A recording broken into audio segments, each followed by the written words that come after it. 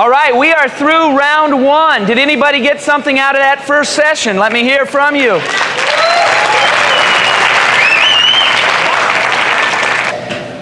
Excuse me, pal. How you doing up there? I'm doing all right. Hey, look at this. Good to see you. How you folks doing? Good to be here today. I just got to tell you, pal, I'm all excited about this freaking conference. You know that? Yeah, it's great. How about you people, huh? You know, I just love this personal development stuff, you know? I stay up late at night just to watch that Terry Robbins guy, you know what I mean? Yeah. I mean, he really gets me all jacked up, you know? Yeah. Matter of fact, would you mind if you turn around, let me give you a little shoulder rub there? That's great. I tell you, I love that stuff. But this other guy here, this guy that's talking today, Jim Jones, I gotta tell you, man. Hey, he's not the guy that had the... It's Rohn.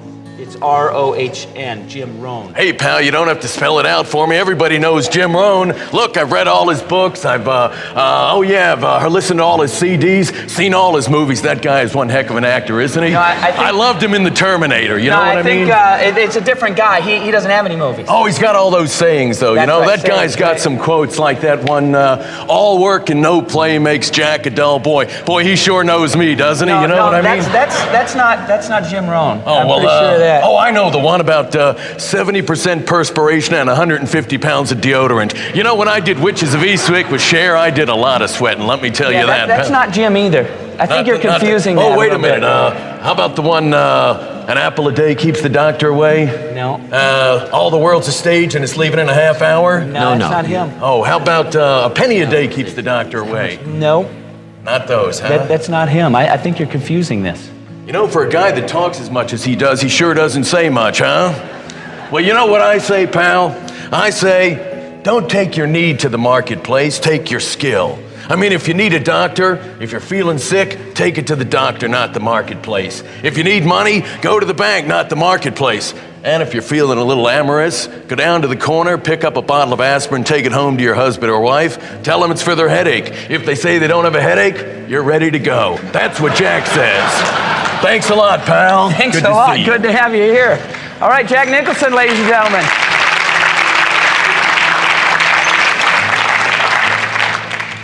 Well, you never know what you're going to get at a weekend event, do you? Well, our next speaker is truly one of the greats. He's a graduate of the Naval Academy at Annapolis.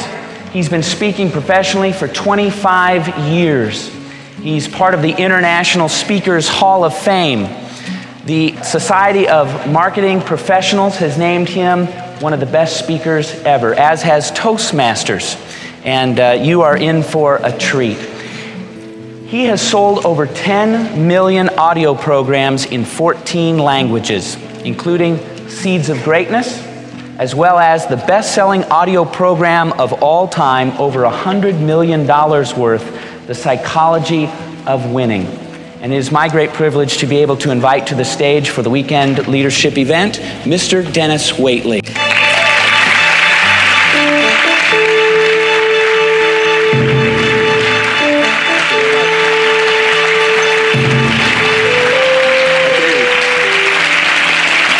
Thank you very much.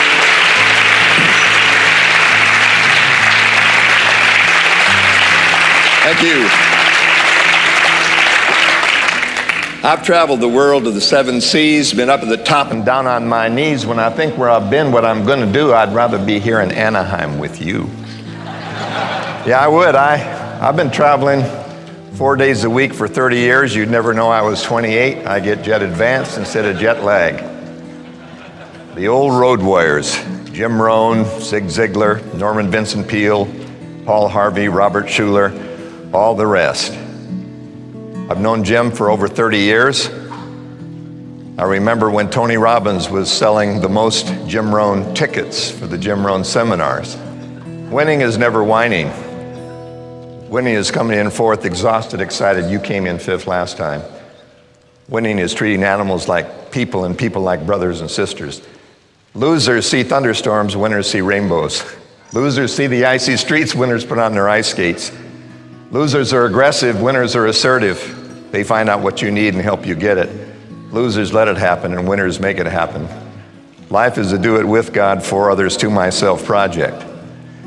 I looked in the mirror and saw my problem. Me, Rip Van Waitley, asleep for 50 years, awakened to a world I never expected. I'm a road warrior.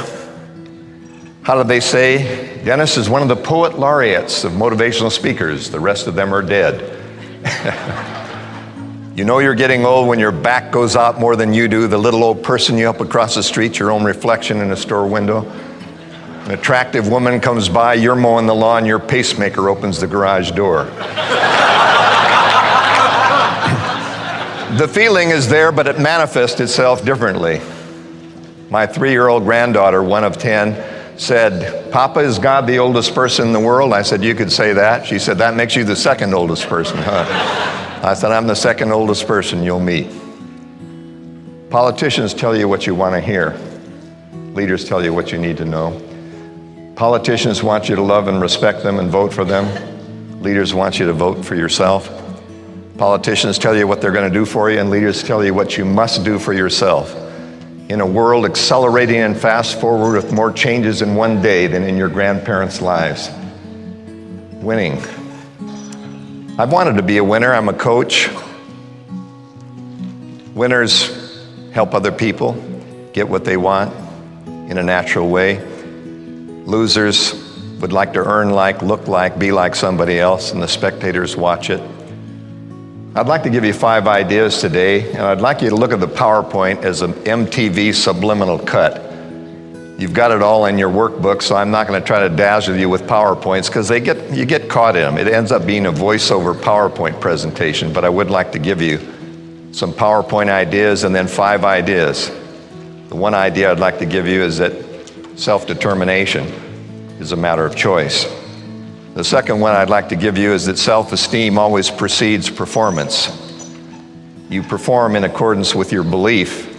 You don't perform and then begin to believe that you're good enough because you've made enough money or performed. The third idea is the mind always moves towards its currently dominant thought. So that's the only reason for goals, is that unless you're setting one, MTV will set one for you. The fourth one is winners are busy doing within when they're doing without. Self-discipline is doing within, not doing without. And fine is self-dimension, getting out of yourself and into the world. So I'll give you this little subliminal cut. The 5 global trends, instant access to information. You can make anything, any place, anywhere, anytime. There are 300 million Chinese with $300 million that they have. There are 800 million Chinese with nothing, 300 million with $80,000 cash in the bank. They not only make everything that we use, but they're also making things that they use. So they're creating their own consumer base in China. That's why I take my kids there, so they'll know who the competition is. Instant access to information. We're all globally interdependent for our security and our finances. Everyone is at risk. There's no safe harbor. Therefore, you can't be taken care of by anyone else. There's no safety net, truly. Social Security is not really security at all. Obviously, we have to understand that leaders now must earn trust, not just get it naturally. And we also have to understand that each of you is a brand. You must brand yourself as the brand of choice. And that means you over-deliver and under-promise, always. Always give more in service than you expect to receive in payment, and you'll never run out of payment because people like to get a good deal. So they want you to give more than they're willing to pay. And if you're underpaid for what you do, you'll always be in demand, like a Stradivarius violin. Branding. Your competition for 2005 is a hungry immigrant with a digital handheld assistant. America is made up of immigrants. If your children are to be successful, they have to act like immigrants in their own country. Just by being born here doesn't give you the ability to be successful. It's the work ethic, the pioneering ethic, the service ethic that'll win. Your competition is always a hungry immigrant with a digital assistant. Hungry in the belly for food, hungry in the mind for knowledge. And the hunger is something that should never leave you. I was with the Maasai. The Maasai are the last of the African tribes who have not been, if you will, modernized. I asked the Maasai to define motivation. They said, when the belly's empty, you start to think. your belly's full, you don't think. If you have it, oh, please don't give your children everything you didn't have, everything they didn't need. If I had 2 wishes and 2 were all I had, and they could just be granted by my mom and dad, I wouldn't wish for money and all those store-bought things. The only thing I'd wish for is simply roots and wings. Roots of moral values and wings of self-determination. Please don't do things for your children that rob them of the ability to learn how to do things for themselves. Please don't give them everything in money to buy their affection. Their love is not for sale. Personal responsibility, and that'll be the first thing I'll talk about when I get through some of this stuff. The 21st century organization, free agents. What do you mean free agents? Well, your contract is up. What do you mean? You're on the open market. You have to be able to deliver to an organization as a free agent with no guarantee that seniority means anything except vulnerability. So a free agent who are team players, and what is the 21st century organization? If you don't trust each other, you don't have anything in a marriage or an organization. So trust is number 1. Values diversity. What is diversity? I'm so tired of things that we see with our eyes. Don't you think that America should be over the eye diversity, gender, ethnicity, color, all of this thing? Diversity is what each of you in this room brings to the table every day in terms of your background and culture. And that's diversity. A diverse culture of people who've been raised differently, who come together in any organization and pull out of themselves the reservoir of talent. Accommodates beliefs. There are so many different beliefs, and you'll never change another person's belief. You'll only make room for theirs. You don't have to believe like other people, but make room for other beliefs. You'll never change a person's deep belief because that is something that they cling to. Productive conflict. You don't want a yes organization. You don't want people all smoking the same brand of cigarettes because the manager does. You want people who are willing to, if you will, say something that may not be popular. Strong commitment, you know that takes that. High quality collaboration. The best meetings are ones where the person who is the great speaker comes in, and instead of making a presentation, the best meetings are the ones where you ask questions and give each person in the meeting, usually about 8 people or 6, an opportunity to say what they think the organization needs. At McDonald's, it's called the Big Bad Idea. Every Friday, the hourly workers who are making $8 to $10 an hour are asked what they think the organization should do to change it. How could anyone making $8 to $10 an hour tell you? You know what they do? They tell them they should put a digital clock in so they can see how many cars are waiting. They tell them to put headset on everyone so that everyone hears the order coming in. People closest to the problem and the customer have the best ideas, not just the top leaders. And that's why meetings and collaboration should always be drawing out of people the experience that's closer to the problem. Compelling vision, we'll talk about that. Everyone needs a compelling vision. Widespread innovation, resourcefulness. You can't have more money, so what do you pull out of yourself? And above all, ownership of outcomes. Do you own the outcomes in your life? If life is a do it with God, for others, to myself project. Life is a choice, not a chance. It's a game of choice. And there are no timeouts and no substitutions, and the clock is always running. It's not a scrimmage or a drill. There's no instant replay. Every day is the Super Bowl, the Tour de France, and the grand final. Human capital. It used to be that you were promoted based on where you went to school, what degree you had, how long you were with the organization, what your resume said about your responsibilities, and certainly rank and file. How long have you been in that position? Not anymore. In the 21st century organization, it's all human capital. What kind of talent, attitude, what do you bring to the table? What kind of contribution are you going to make to the organization? When you go in for any job, you don't ask them what the benefits are and the number of paid sick days. You tell them what you're going to do for them. And that's why it's human capital. The 21st century employee is a free agent in an open market, so there's no guarantees other than employability. One thing you can say is you'll never be guaranteed any employment by any organization ever again. That's because of global competition and rising expectations of developing nations. No more guarantees. What does it mean then? It means that we're a free agent, we're a self-directed team leader, we want incentives and we want meaningful work. People don't want to work for a tobacco company anymore because it's secondhand smoke. Continuous skill development and lifelong learning, you know that the shelf life of formal education is 18 months. I got a PhD, piled high and deep, phony doctor, big deal, won't buy me lunch. I have to call all the time. Hello, is this Dell? I can't seem to get my computer unstuck.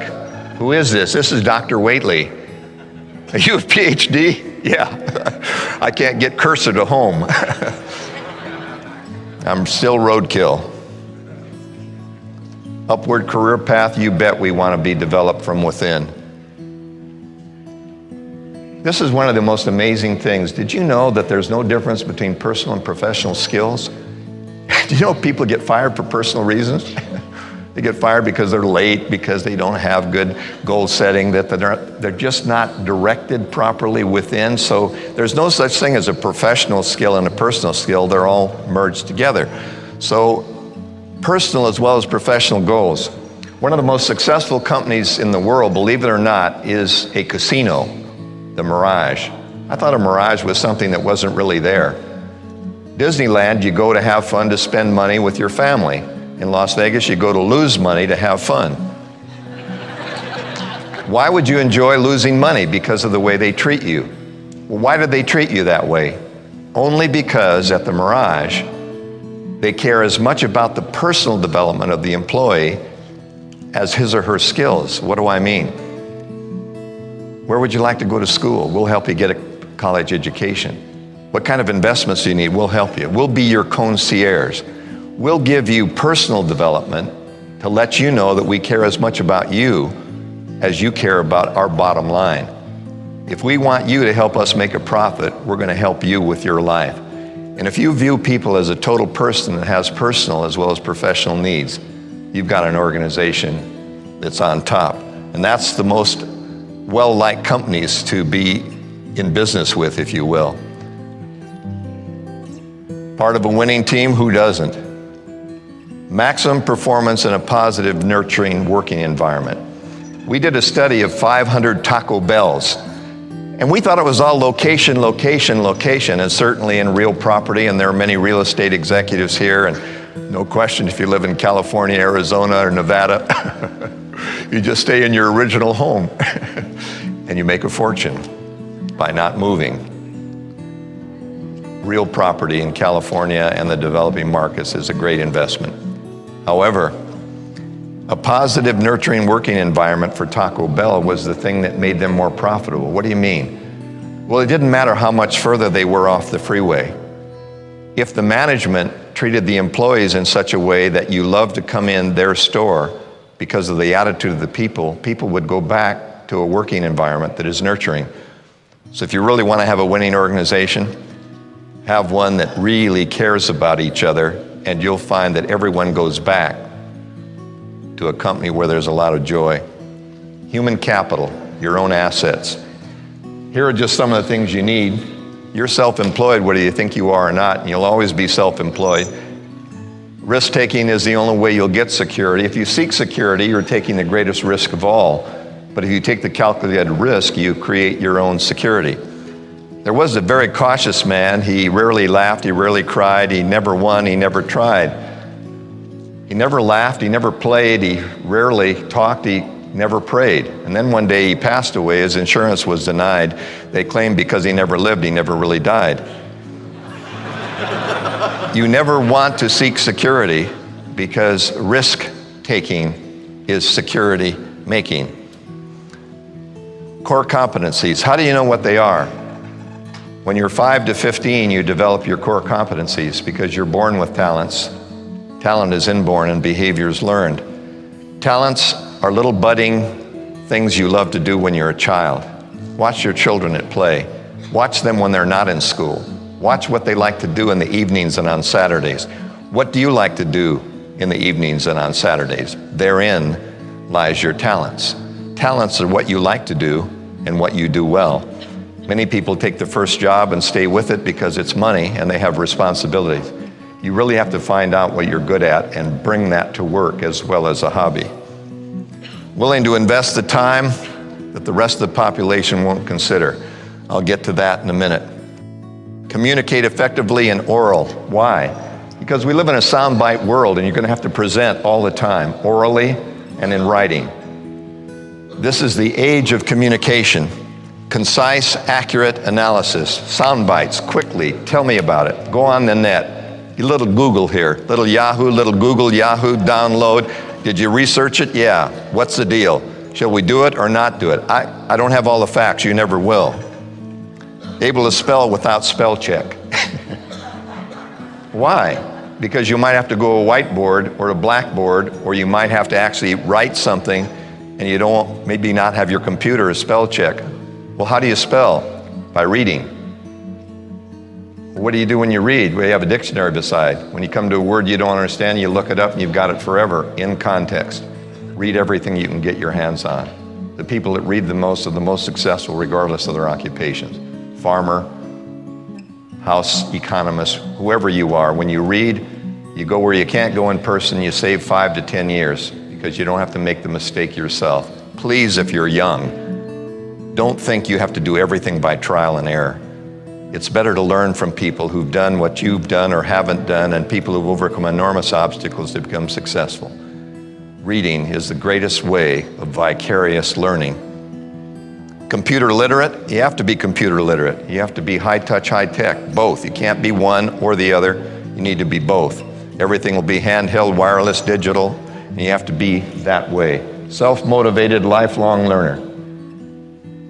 The shelf life is 18 months, so you have to continue to learn, which is why you're here. Comfortable with uncertainty, because change is constant.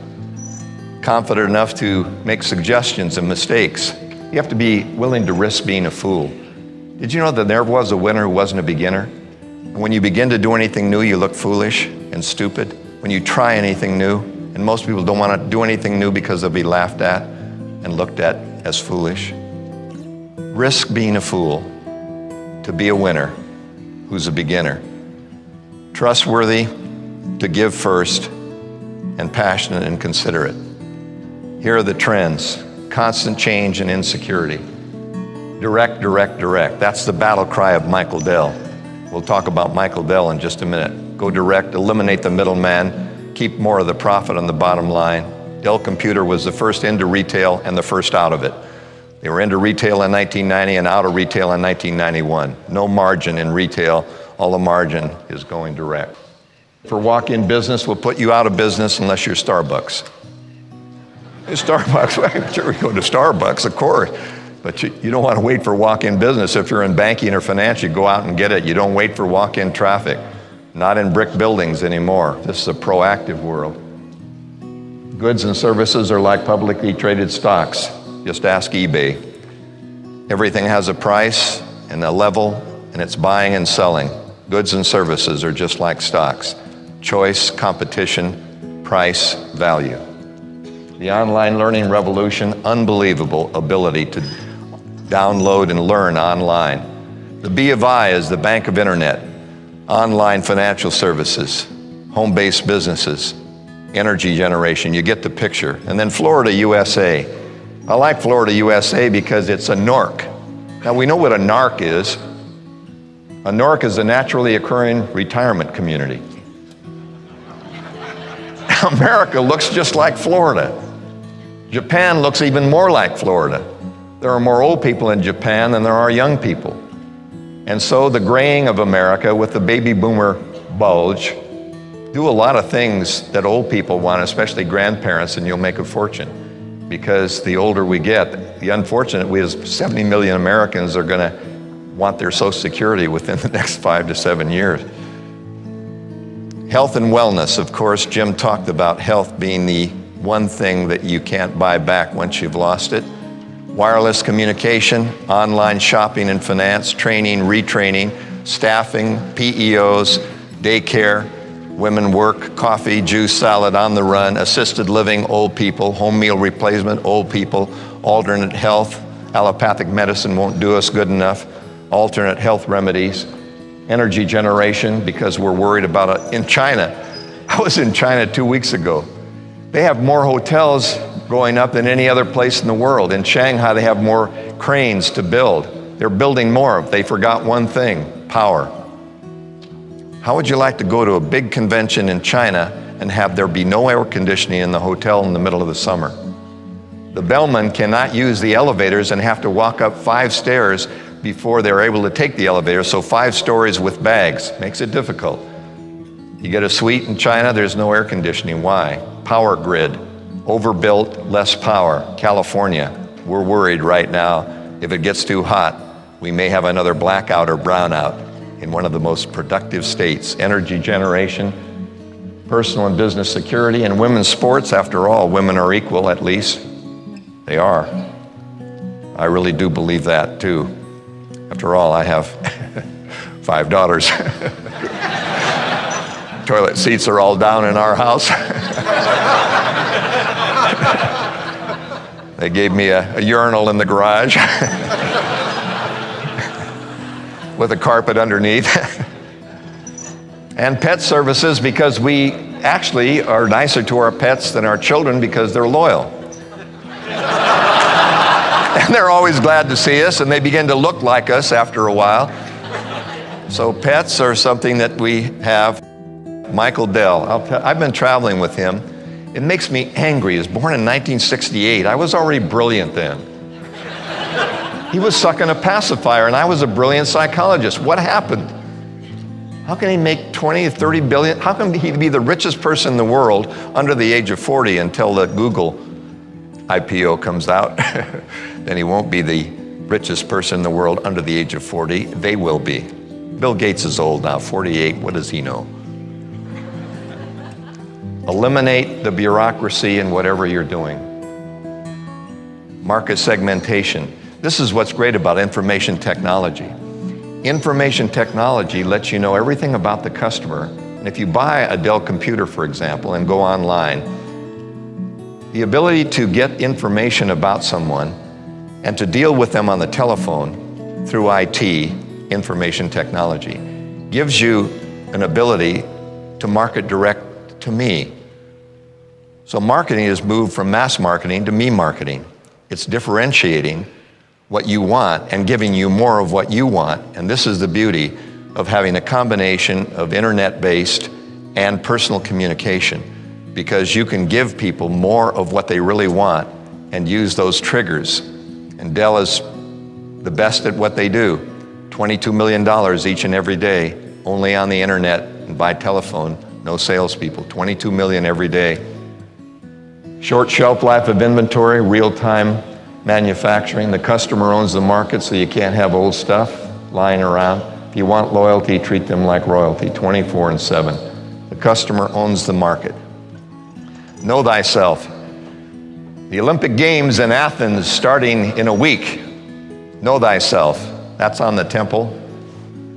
The key to leading others is to first understand and lead yourself. Jim said it.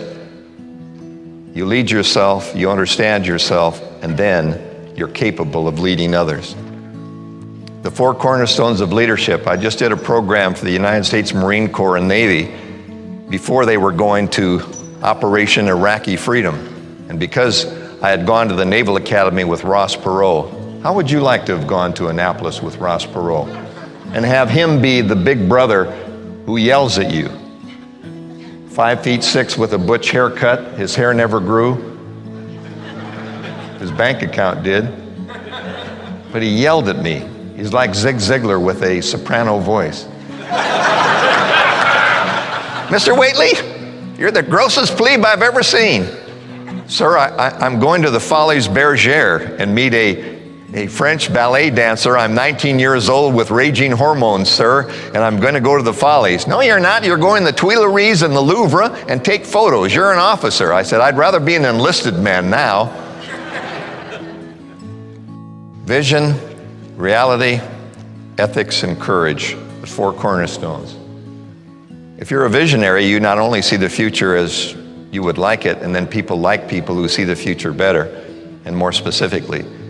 But a real leader can empower other people to see their vision and have it tie in. A lot of people fall short. There are a lot of people with vision. There are very few who are able to tie other people into that vision and make it their vision. Remember, envision is more important than just vision. Realist. We're pretty good at that. We deal with what's available. How much money you got to work with, what's your education, how old are you? You're realistic about the parameters, factual, that you're limited to dealing with these hard factual things. Ethics. I could do 2 hours on ethics. Of all the things I know, this is the most important of all. Non-situational integrity and a higher level of human values ruled by principle rather than fear or pleasure. Lying is non-situational. Either are honest or you're not. There's no such thing as being almost pregnant. You're either pregnant or you're not pregnant. You're either honest or you're not honest, and it has no shades of honesty. And to be able to do things without pleasing yourself, to be dishonest, or to be able not to cover up something you're afraid of and be dishonest, is making the hard choices of ethics. But I can tell you it develops trust when you do what you say. And if you can't do it, you tell them you can't do it. And if you're a person with personal and professional integrity, they can't stop you. Billy Graham is one like that. I get a kick out of Billy Graham. He looked at me and said, "How many lives you changed?" I said, "One." One. "I've changed one life, sir, mine." He said, "Me too." He said, I give them lots of literature and I give them a good motivational talk, and they come down from the stands to the infield and they pray with me, and I give them literature and they go back to being themselves unless they're ready to make a commitment to change themselves. "You don't change anyone, Dennis." I said, I know. So don't start reading your own PR. Best leaders of all are very ethical and very humble, very approachable. Why? Conceit is God's gift to shallow people. People with low self-esteem are calling for help, and they need a lot of attention. Courage. I thought courage was running up a machine gun nest, throwing a grenade at it, and blowing yourself up with the enemy. Courage is the ability to get out of your comfort zone. It's based mostly on training and experience and knowledge. To be able to make a decision to internalize personal responsibility. We rate ourselves pretty good on realism. I think most of us are pretty realistic about what we've got to work with. We rate ourselves way too high on ethics. Most people can't make the distinction between bottom line, money, and people. We are mistaken on vision because we don't inspire other people enough and help them innovate, and we're much too high on courage. The problem is we lecture on courage, but we don't get out of our own comfort zone, so we need to set the example. I've been working for many years with our Olympic athletes. I was chairman of psychology for the United States Olympics for 12 years, 80 to 92. And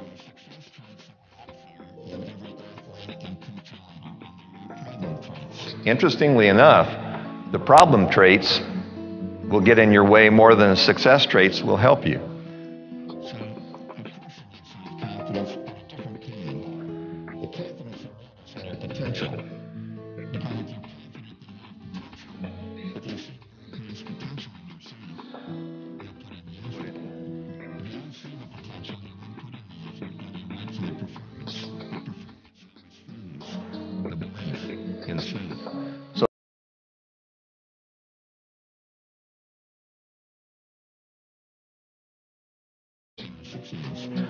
Ambition.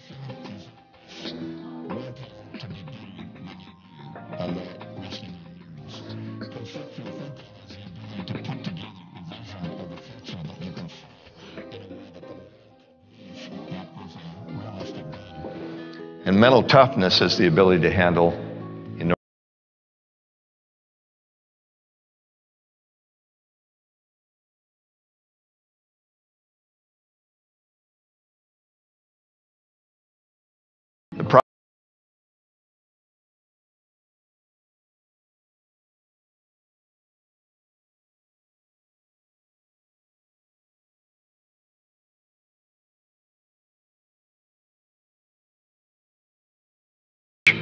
Everyone gets upset all the time over trifles.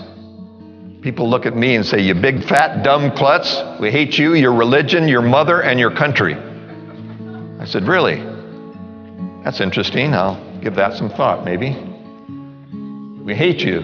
You got a big nose, big ears, buck teeth, and you're not as good as Tony Robbins." I said, "I'm into a self-improvement program and need lots of encouragement. Thank you." But they said we didn't mean it as encouragement. I said, "That's okay. I took it that way anyway." I haven't been angry in 20 years. No one's tried to kill me. The only way I get angry is if they're victimizing some young child or somebody who's in need. I get angry with victimizing, but I don't get angry with people who say things. I mean, people differ all the time. So don't worry about any of that. Lack of self-control. Inflexibility is when you're so narrow that everyone's wrong because you think you're right. If I've learned anything, it's to be flexible, to accommodate opinions without having to embrace them. The most difficult thing in our society is over-emotionality, because it's difficult to change, because it's usually either a combination of inborn, but especially as young children. What I really worry about are homes that get all upset and fly off the handle and start arguing and get this big off-the-wall kind of thing. Emotionality should be no problem, can do. You see the accident, you pull out the flares, you direct the traffic. The time to really get cool is when things are really tough. And the people who are overly emotional can really be swayed by the media and the sound bites. Limits versus limitations. I want to set myself free. I'm tired of having the media control me. Limits are physical, limitations are psychological. You'll never outgrow the limitations, you'll only set new ones within which you must live. Everyone has an income limitation. They believe they're only worth so much. Add a zero. I dare you to add a zero on your income. You'll find that you're as good as the best, but no better than the rest, but as good as the best. If you can separate your limits, which are age, maybe physical characteristics, limitations are psychological. And of course, the ones we place on ourselves are the biggest ones of all. I've always said that POW, prisoner of war, Prince of Wales, putting on weight, power of women, psychology of winning. POW is a bumper sticker. It doesn't mean anything unless you have experience with it. Little boy looked at POW, POW, he went, "Pow." I said, "Yeah, pow to you, POW, Prince of Wales to me." He said, "Putting on weight to you, sir." You are who you were until now. You will become what you've learned this weekend over 250,000 hours of past conditioning if you're 40. So if you're 40 years old, you'll get 12 hours over 250,000. You will not have a life-changing experience unless you reorganize the iceberg, the denominator. View where you came from differently than you now view it. Failure is fertilizer. It's a learning experience. Don't wallow in it, grow from it. Never carry failure forward. It's an event, not a person. There are no failures. There are just learning experiences. Future behavior is based on re-recording on top of the old conditioning, which you cannot erase. New information. Price of success is very expensive.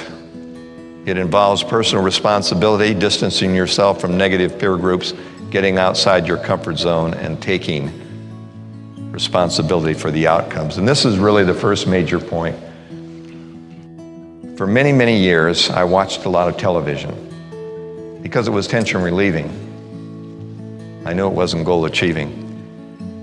Tension relieving or goal achieving? How are your evenings? What are your weekends? How do you spend your free time?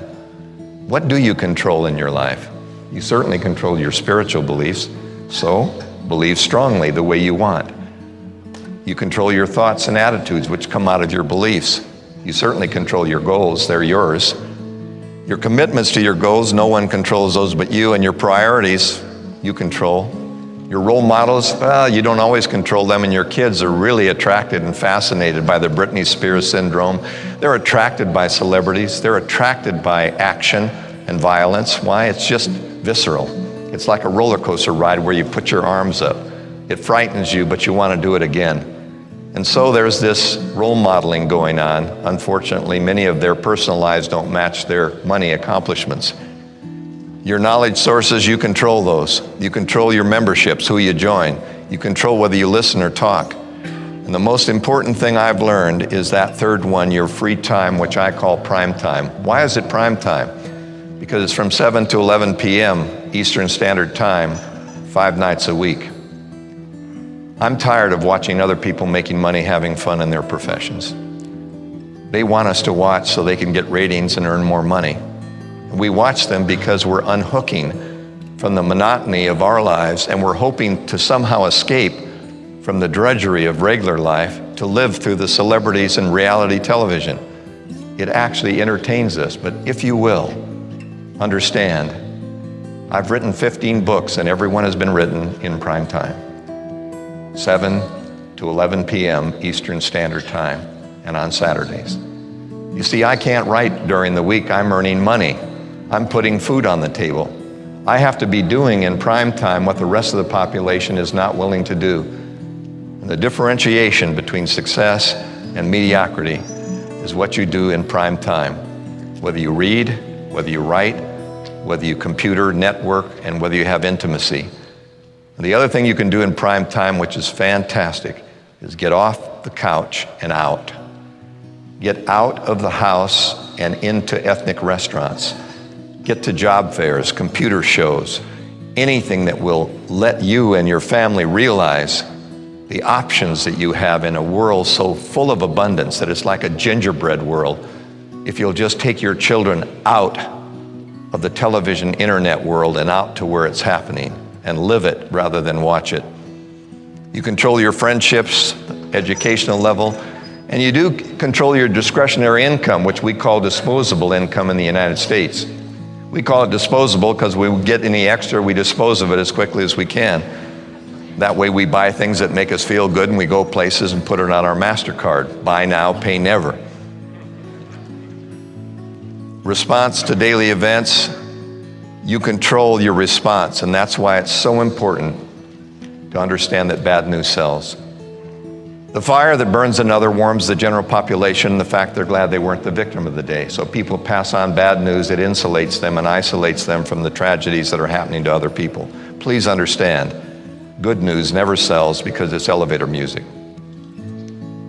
Good news is no news at all. So the only thing you'll witness is everything that's happening that's bad, and it'll give you just a little bit of a feeling of jaded concern unless you understand that it's been going on since the beginning of time. Energy crisis looms, whale blubber shortage, 1862. Your own internal standards, best in your knowledge, rewards and consequences. And please, as long as your children don't get either physically or emotionally damaged, don't take their lunch to school when they forget it. Tell them we'll be eating early tonight and ask them to borrow some lunch money or a sandwich from one of their friends and let them experience the logical consequence or reward of their own actions, and then put their lunch by the door the next day. But please, don't create turkeys when you want to create eagles who can fly from the nest. CEO of your own life, but a team player? Yes.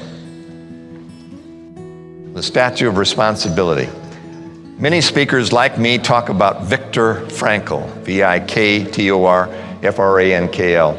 He led the resistance movement in Auschwitz and Dachau. He watched with, if you will, detachment, people who became virtual saints or animals depending on whether they ate or didn't. And he found the most curious thing, and Jim alluded to it earlier. Shared responsibility creates a very interesting aspect physically. If you eat all the bread that you have, you live. If you eat only a piece of the bread but share the other part, you live longer than if you ate all the bread. Why? because you're taking responsibility for someone other than yourself, so you're accountable. You're looking beyond yourself. Viktor Frankl, many years ago before he died, I think he died in 1995, but Viktor Frankl came to, like Solzhenitsyn did from Russia, and said that we should erect on Alcatraz the Statue of Responsibility. And I've been petitioning for it. It won't be built. Usually they want a casino or just a tourist place out there in the old rusting Alcatraz, but you remember what that island rock would be like if she was standing on it. Think about her, the Statue of Responsibility, the twin of the Statue of Liberty. You remember the French gave us the Statue of Liberty, and she stands tall guarding Ellis Island at Battery Park. And she has, remember, the chains and the tablet in one hand and the torch in the other, and the torch says, "Bring me your tired and hungry. Come on in, immigrants. Free to choose, free to win, free to lose." This country gives you that freedom of choice. But on the other harbor, in San Francisco, on Alcatraz, should be the other lady, the forgotten side of freedom. The reason no society has ever survived its own success, because they forgot what happens when you make a choice. You always get the reward of the unfailing boomerang. Your rewards will always equal the quality and amount of service you render first. And there she stands, looking out the Golden Gate Bridge, the Statue of Responsibility. An eagle in one hand, the great American desire to be free of all restrictions, to do what we want, say what we want, dress how we want, be how we want. But in the other hand of the Statue of Responsibility is a baby, which signifies our responsibility to the next generation. For every choice that we make, we have to live with that choice for generations to come. Well, it won't be built. And I learned early about responsibility because I was a chauvinistic pig Navy Top Gun jet pilot at Miramar, just when Tom Cruise was crawling around with a pacifier then too. I wore my flight suit to mow the lawn. The neighbors would know who lived next door. Put my helmet on, drove a Porsche Target looking for Honda Civics. Used to chase Hondas. Get over there, I'm only in second. Blow sailboats back to the starting line in San Diego Harbor. One sailboat gets ahead, it's not fair. You blow them all back and start over again. The greatest thrill of a Navy pilot is that when you're 22, you can't die. So you believe you're immortal. So you find a farmer. He's driving a John Deere, which you know is Russian. It's a half track and he's plowing alfalfa over in the Imperial Valley. There's 4 of us. We pretend we're the Blue Angels. We come in from the 4 points of the compass, supersonic, so he can't hear us coming. We do a fleur-de-lis air show and hit the afterburner coming straight down on his tractor and raise it off the bean patch. It's called levitation, the helicopter effect. The farmer looks frightened. It hits the irrigation disc. He leaps off the tractor. But a farmer is the only person that can leap off his tractor and memorize your number going by. And then call the authorities. It was those Navy guys again. That's the mentality I had. 2 Charles Bronson Viva Zapata bullet belts, a .45. They take me hostage, they take me dead. Crocodile Dundee knife, walked into my kitchen, threw my gun belt on the counter. The warrior is home and he's hungry. My wife said, "Have a bud, it's in the fridge." "What you doing there?" "I'm trying to feed your daughter Gerber's strained squash and she won't eat it." I said, "She eats what we give her." I was raised with Ross Perot. She said she doesn't like it. That's why I'm giving her applesauce and some selections. I said, "Selections?" Don't give her any dessert unless she cleans her plate. That's the way we were raised, which is why I'm chubby today. I just clean my plate no matter if I'm hungry or not. He said she won't eat it. And I said, "I'll show you what she'll do. You want to learn how to raise children? Use the old power management. Firings will continue until morale improves. I'll show you." Put my helmet on. Daughter strapped in, can't get out. 11 months old, perfect. Open up, management. Gums clamped shut in defiance, pupils pinpointed in her eyeballs. "Well, you don't like to be intimidated, huh? Maybe you're like your father, mind of your own. I'll give you the managing by wandering about I learned from Stephen Covey. What you do is you eat half the jar of Gerber's strained squash yourself. That way the child sees a role model and mentor doing what you want them to do. Then they watch you doing it, they love and respect you, and then they do it. It's called airplane in the hangar. Airplane in the hangar. Delicious fiber-based carbohydrate, food of the gods. I saw her eyes flash with anger, and I knew what she was thinking, although she could not talk. Go ahead, fatso, you like it, you eat it. I said, don't you look at your father like that. You don't look at your father like that. You eat what we give you. The phone rang, my wife left. Good, time for me to take over. A little power management, use fear. Baby buyers coming by and I don't need much money. I did what no person should ever do to a child. I've never done it again. No one was watching except God, and he was letting me make a fool of myself. I pushed your cheeks together. Can you imagine anyone doing that with an 11-month-old child strapped in a high chair? That's what you really call arrogance. I stuffed it full of squash like every good father would do. She decided to die by holding her breath. Her face turned red and purple, so did mine. I said, you're not the only child. Before you die, you'll swallow. Stop holding your breath. 15 seconds gone on the kitchen clock, no brain damage, hang on. Put a mirror under her nose, no condensation, that's okay. Come on, honey, 5 bites of squash, gets 1 bite applesauce, has a commission if the squash clears. Any question? And then she began to make rapid decisions at 11 months old, angle, range, distance. I felt the linear accelerator through the nozzle effect. As you know, when you squeeze a hose at the end, it goes further. As I squeezed, she exhaled, and a steady stream of Mount St. Helen went up my nasal pituitary area. I made a fatal Southern California yuppie air. I went, have you ever snorted squash?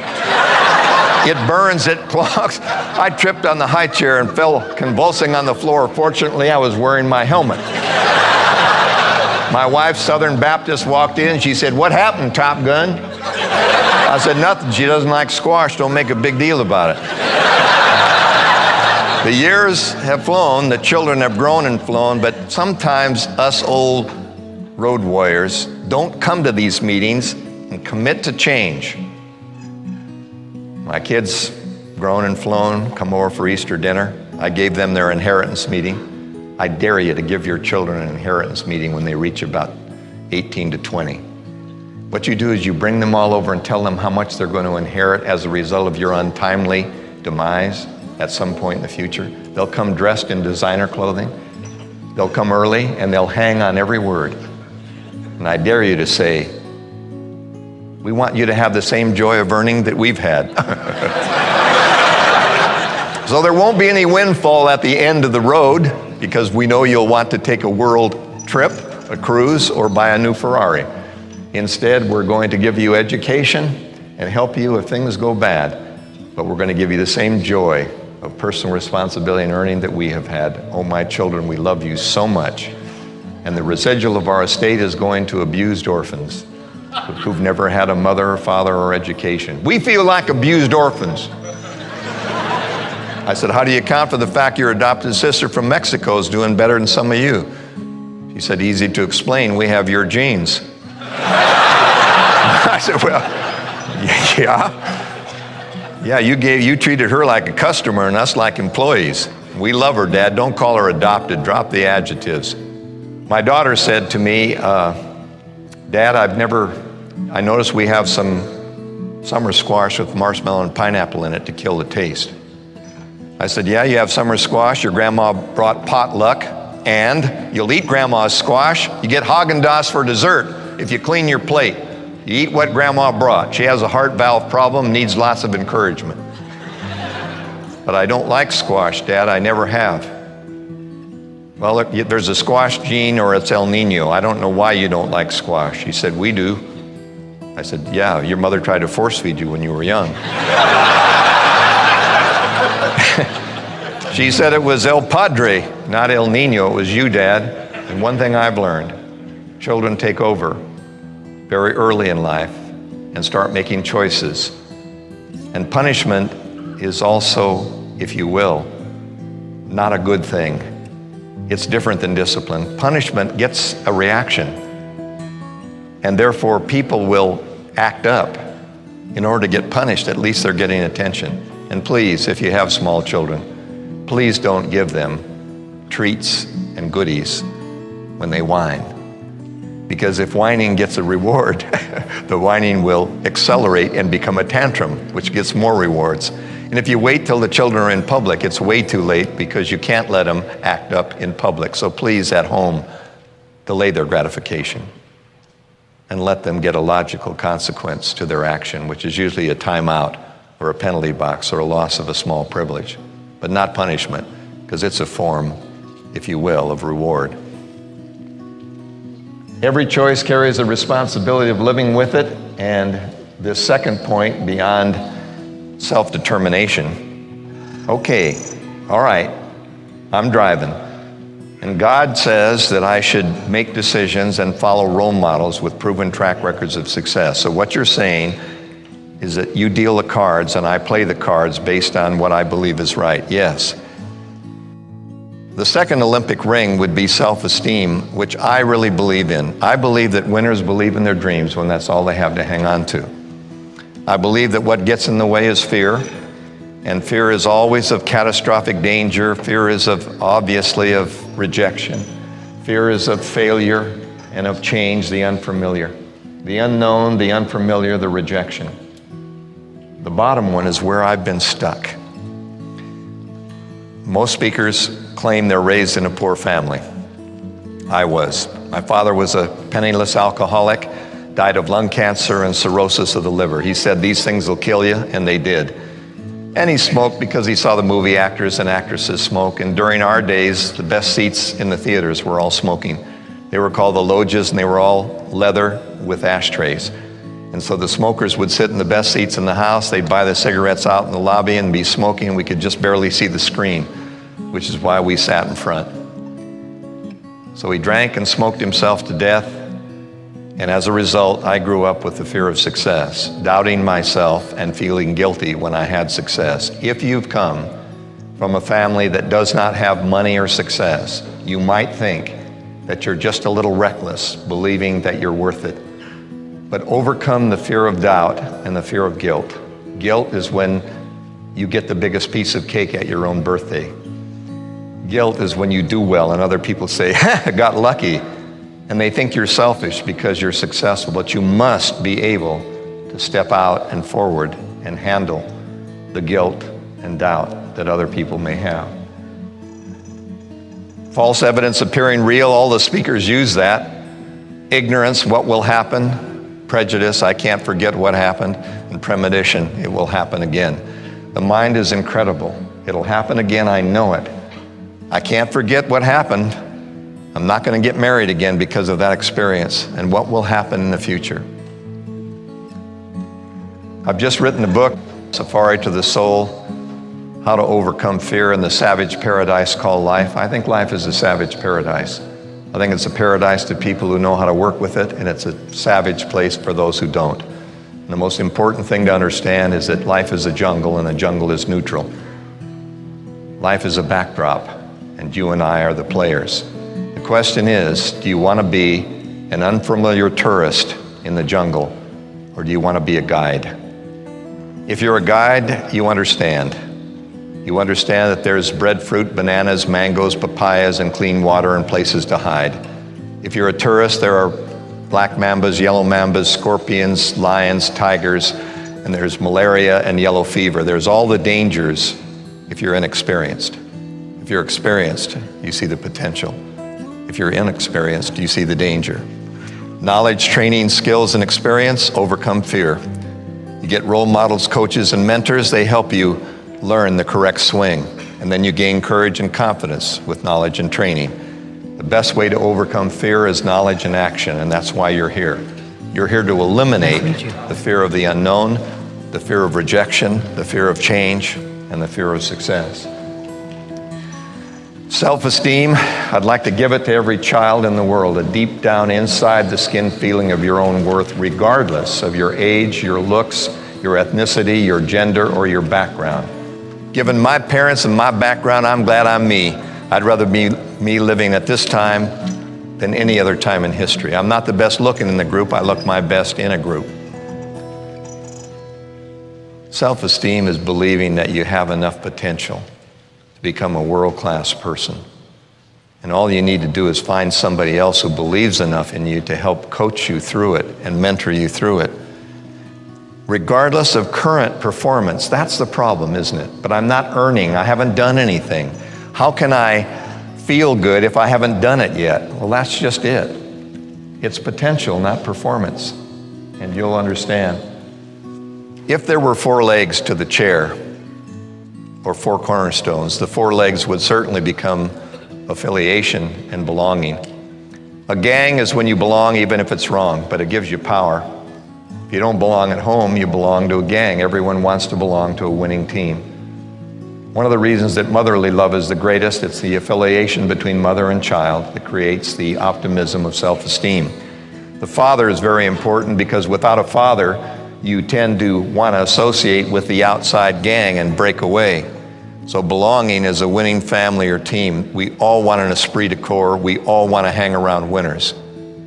Worthiness is very difficult to get, especially today, because we see athletes and celebrities who do these incredible things and we don't think we measure up. If you have children still, make sure you go into their room just before they go to sleep and create a straitjacket out of their sheets and blankets. Fold them over so they can't move. And they're lying there on their pillow and they can't move their head away from you. All animals out, cell phone off, computer shut down, video games not there, and you've got them. Hi, I've been watching you and you're about the most special human being I've ever met. I'm so glad to be your parent. I love you so much unconditionally.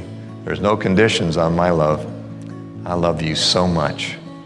And having a feeling of worthiness, regardless of what you're doing, is the underpinning of unconditional love and built-in value.